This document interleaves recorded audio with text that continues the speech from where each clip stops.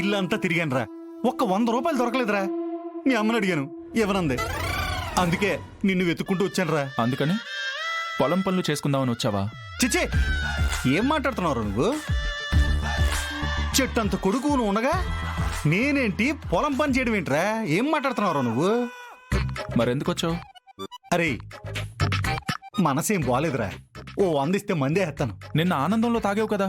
అది నిన్నరా, మనసు కదా, ఎప్పటికప్పుడు మారిపోతూ ఉంటుంది. రే, త్వరగా నువ్వు 100-200 ఇస్తే వెళ్ళి నన్నే నమ్ముకులు బతుకుతున్న షాపుడికి ఇచ్చేస్తాను రా. నా దగ్గర లేవు నాన్న. రేయ్, అంత మాట అనకు నాన్న. అటు మీ అమ్మ ఇవ్వక, ఇటు నువ్వు ఇవ్వక, రే పాప మా షాపుడు ఏమైపోతాడ్రా?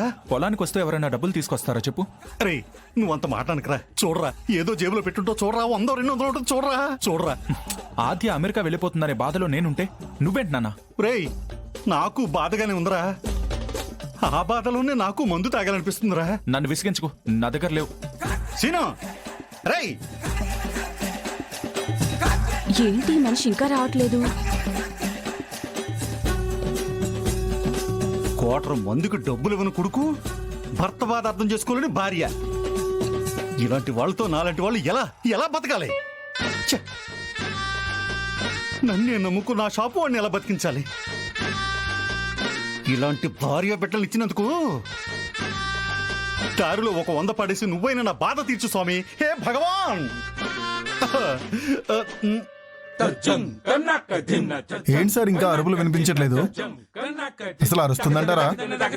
ఇదిగో అరవడానికి డబ్బులిచ్చాను. ఇదిగో కాసేపు ఉండు.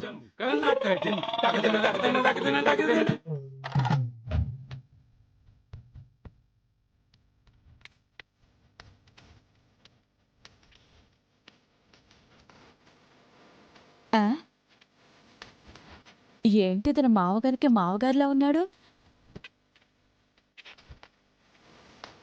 ఈతనుడేంటి? ఎవరైతే మనకేంటి?